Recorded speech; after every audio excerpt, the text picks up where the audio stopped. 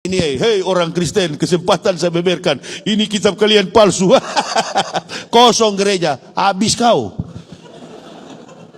Masuk Islam semua, Allahu Akbar. Saya tunggu kau Esra Sorou, saya tunggu kau. Jangan kau lari, jangan kau lari. Kalau laki-laki jangan cuma jago di medsos, ngomong di medsos. Kita orang Islam tidak ada tuh begitu-gitu. Tunjukkan secara jantan, berdebat. Saya ini satu-satunya di Islam, ustadz yang menguasai ilmu kekafiran Kristen. Satu-satunya ini. Nah, di sana, di Uniba itu kekurangan dosen filsafat. Coba kau mengajar. Saya ngajar filsafat pendidikan, filsafat ilmu, pengantar filsafat, MKDU, mata kuliah dasar umum. Mengajar saya di situ. Ya? Tapi saya sambil mengajar, saya pendeta di Pertamina situ. Keliling. Boleh tanya dari Papua sampai Manado sampai Balikpapan. Kalau saya naik mimbar gereja, yang pemalas pun hadir.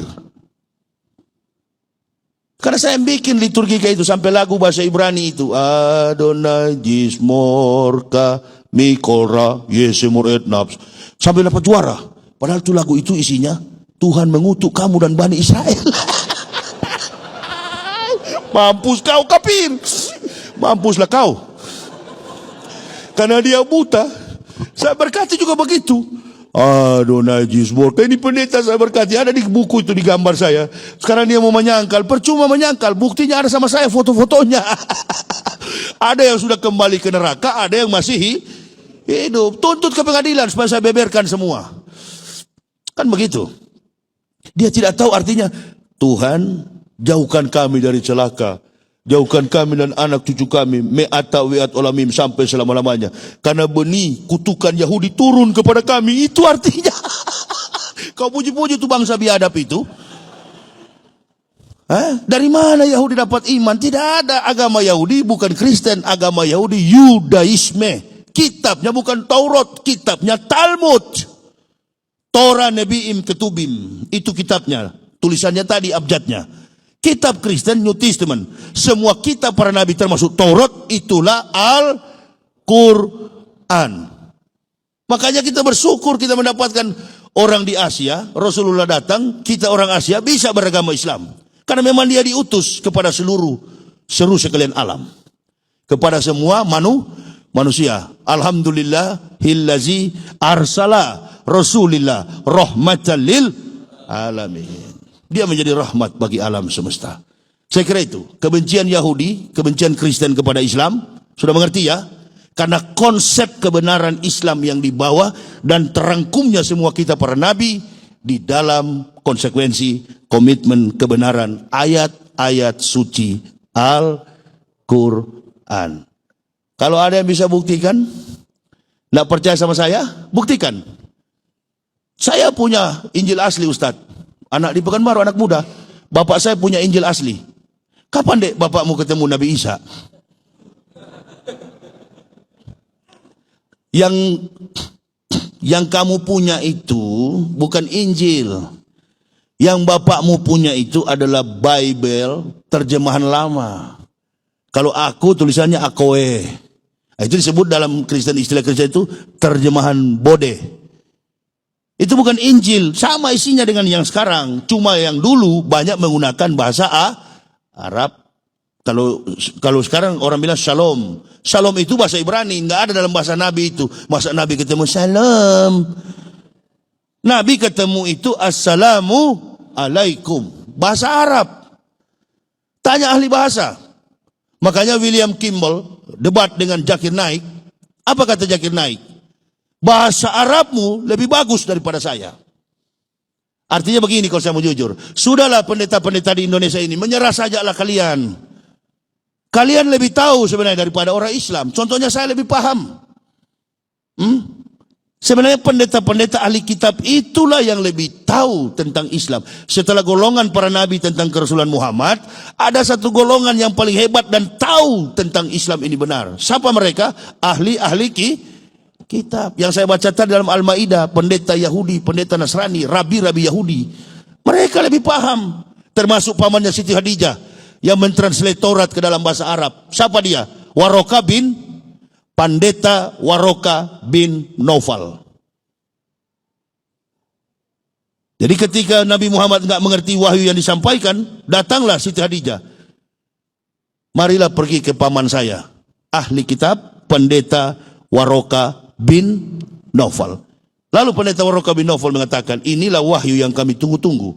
Tapi sebelum Waraka mengatakan itu, umur 8 tahun Rasulullah di Yerusalem atau di Syam, ketika Abu Thalib membawa Rasul umur 8 tahun, kemanapun Rasul melangkah, awan mengikuti. Ke kanan awan ikut, ke kiri awan ikut, ke depan awan ikut. Dari Masjidil Aqsa dia turun ke bawah habis sholat. Pendeta ini ngomong, pendeta dulu sholat ya. Ya, bukan pendeta seperti pendeta sekarang, berdiri di dalam mimbar gereja, makan daging babi. Tidak ada itu, di sana haram daging-daging begitu. Setelah sampai situ dia terus bilang, wahai Abu Thalib, ini ponakanmu? Ya, saya tahu namanya. Siapa? Ahmad, anak Abdullah. Yahudi kalau bilang anak laki-laki, Ben. Ahmad bin Abdullah. Karena di Israel tidak mengenal Muhammad, yang mereka tahu adalah Ahmad. Dalam Al-Quran juga bukan Muhammad, mim badismuhu Ahmad. Gitu. Ya itu. Jadi ini sejarah lengkap antara kitab Talmud Yahudi dengan Quran.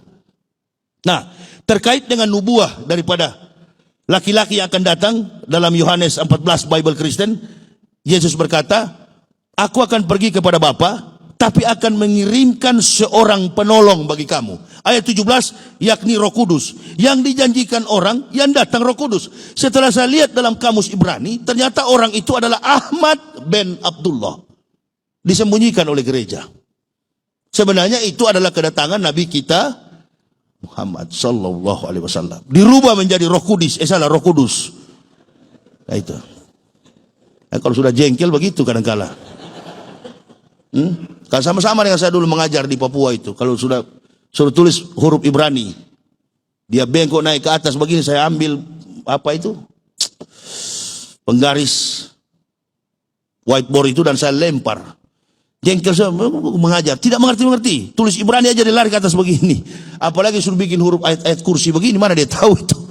Hah? Jadi kalau ada orang murtad seperti Yusuf Roni, Saifuddin Ibrahim, asal sudah pakai bahasa Arab walaupun putus-putus, dia sudah percaya hebat ini. Ini bekas ustadz katanya, ini bekas kiai yang masuk Kristen. Aduh kasihan, ketipu. Padahal bekas orang-orang Islam yang malas ke masjid, betul? Bukan ustadz. Seperti Saifuddin Ibrahim ngaku ustadz. Innalillahi. Tidak ada dalilnya mentah, tidak ilmiah. Tapi kalau kami yang mengatakan kami ahli, memang ada dokumen, kau fitnah saja, tapi ada fakta. Kan kita negara hukum, lapor secara hukum, buktikan secara hukum. Supaya, memang saya tunggu-tunggu juga, ini kalau dilapor, pasti kan memerlukan saksi ahli.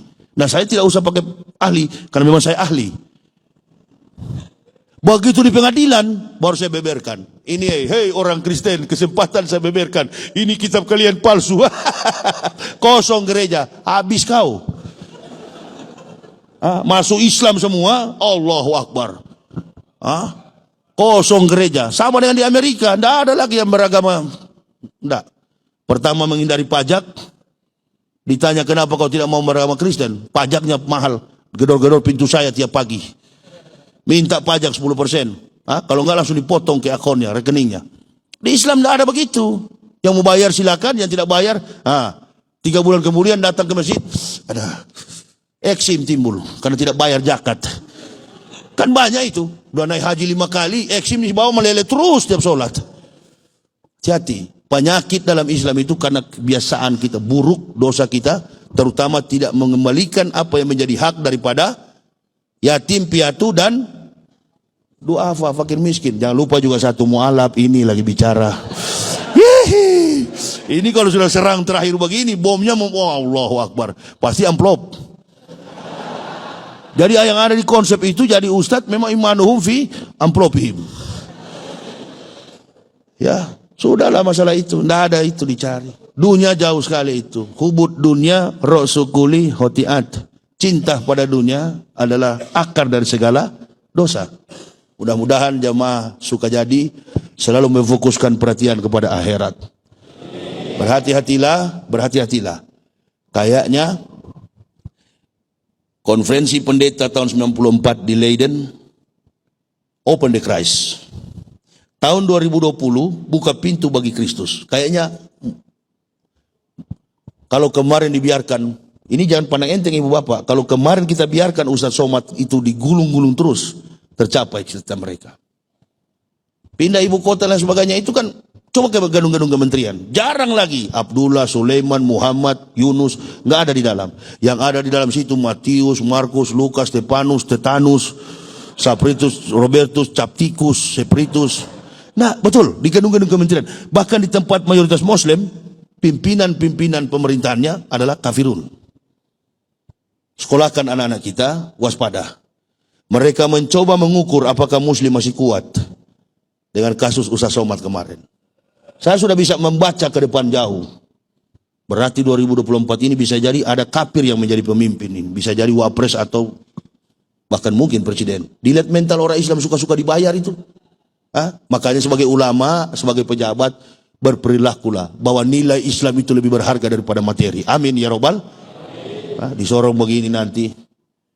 Ayo Pak Kiai, kita akan sama-sama. Saya Yesus, Pak Kiai. Kiai siapa lah? Karena sudah ada pengalaman nih. Kiai satu kan sudah tumbang juga ke sana. Iya kan? Selamat hari Natal. Padahal dulu haram. Ini. Jadi nanti 2024 bisa jadi. Karena yang menyerang UAS itu kan kafir. Itu Esra Soro itu. Sedikit-sedikit ngomentar. Siapa yang dukung ya jadi berani begini ya. Jadi berani ya. Dia tidak tahu di dalam ada singa satu. Ini singa juga sudah lama nggak keluar kandang. Hey, begitu Allahu Akbar. Bubak buka. Tapi sekarang nggak marah-marah lagi. Saya tunggu kau Esra Soro. Saya tunggu kau. Jangan kau lari, jangan kau lari. Kalau laki-laki jangan cuma jago di medsos, ngomong di medsos. Kita orang Islam tidak ada tuh begitu-gitu. Orang Islam itu terbuka berperang.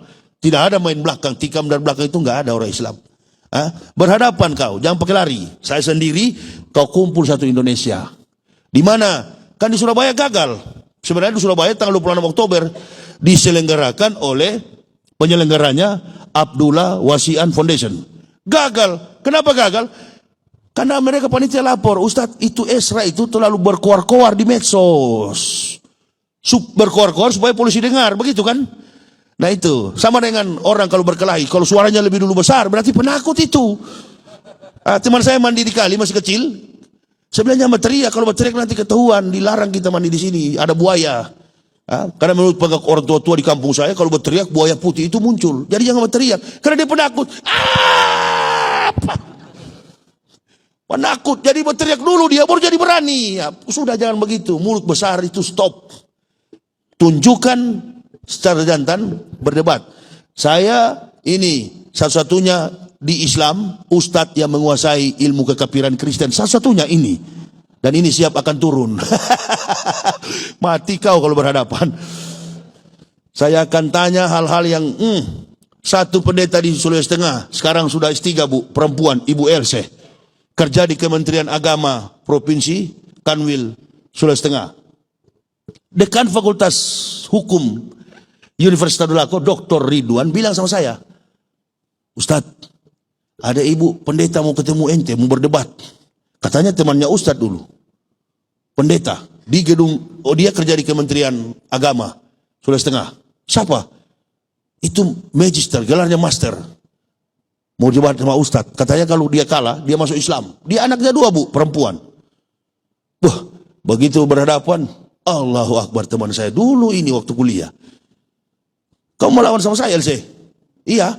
Sekarang kita beda. Kalau saya kalah, saya masuk Islam. Tapi kalau kamu kalah, kamu kembali ke Kristen. IP kamu cuma 3,2 sekian, saya tahu kawan. Saya di kepala ini, bukan saya mau ancam. Di kepala ini kalau debat dengan pendeta, ada 13.677 ayat. 77 pertanyaan, 13.677 pertanyaan. Kau siap-siap itu.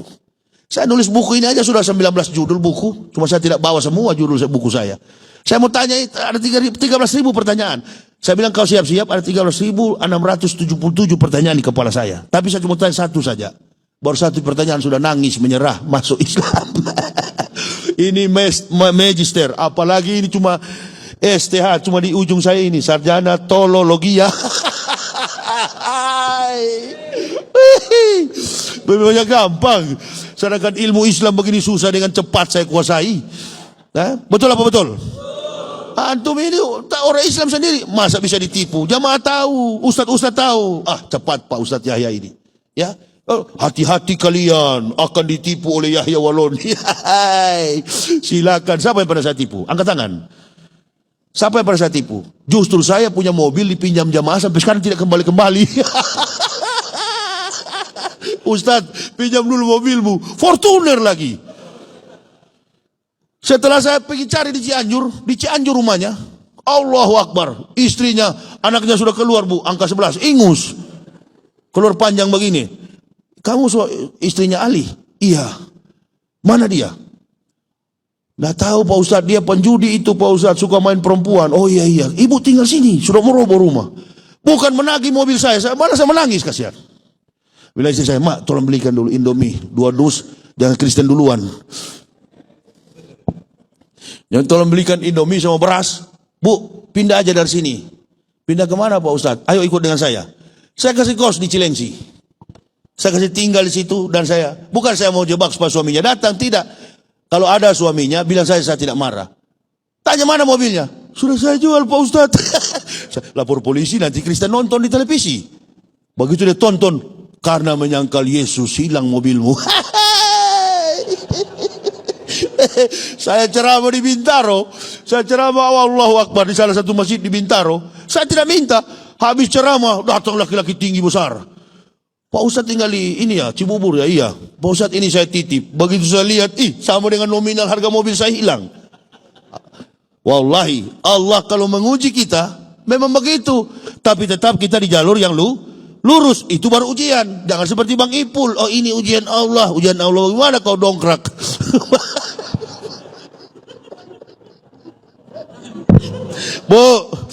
Bu, jangan mengantuk ya.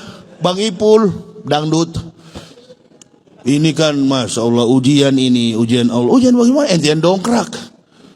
Ya, itu bukan ujian. Kau yang cari penyakit, baru kau mengatakan ujian. Ujiannya seperti Ustaz Yahya. Jamaah datang, pinjam mobil, gak bawa pulang.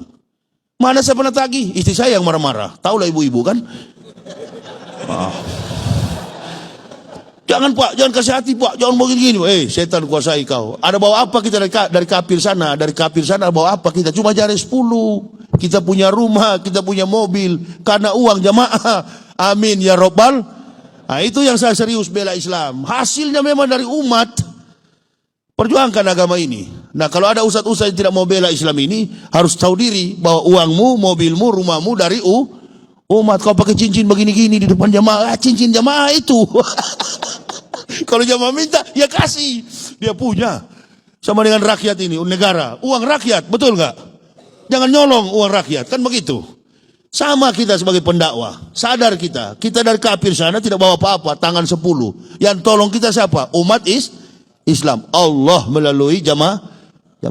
Perjuangkan agama ini. Jadi nggak bakal sakit hati, bilanglah kalau sakit hati karena jamaah cinta sama saya.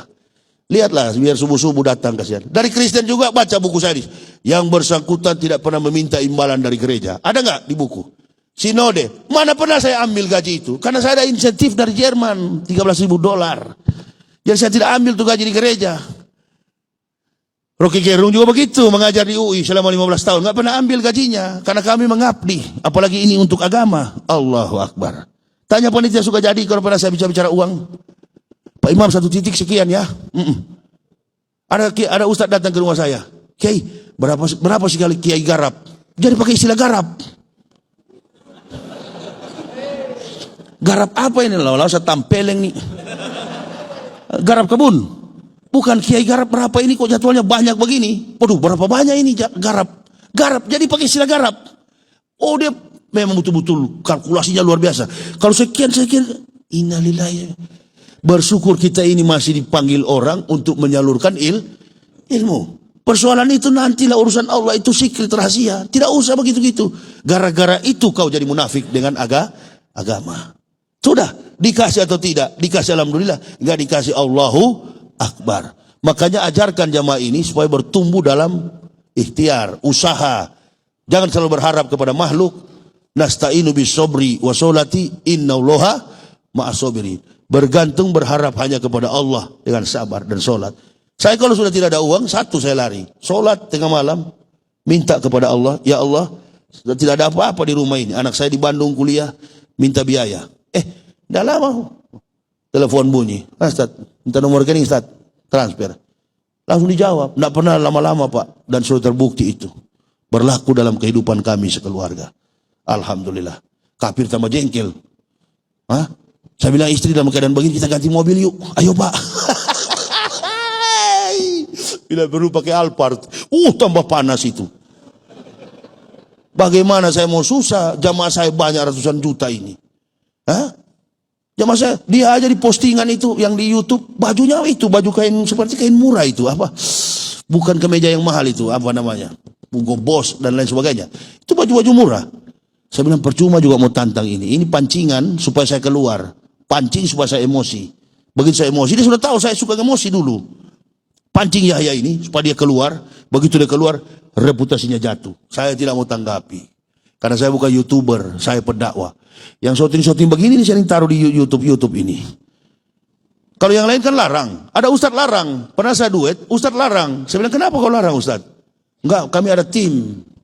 Jadi kami punya tim Ustadz, jadi nggak boleh yang lain. Oh kalau saya nggak apa-apa. Tadi malam panitia larang kan? Nggak usah dengar tuh panitia, rekam saja. Nggak ada tuh bapakku larang begitu. Jangan nanti timbul fitnah. Tidak ada timbul fitnah. Semua jamaah yang dengar saya ceramah rekam saja lepas begitu. Tidak ada. Tidak boleh begitu-gitu. Karena ini barang bukan bicara bisnis dalam masjid. Kita bicara kebenaran. Tadi malam kan ada ya, lupa saya sampaikan. Padahal saya mau hantam itu lupa. Lupa. Iya, fair kita, fair, harus adil ya.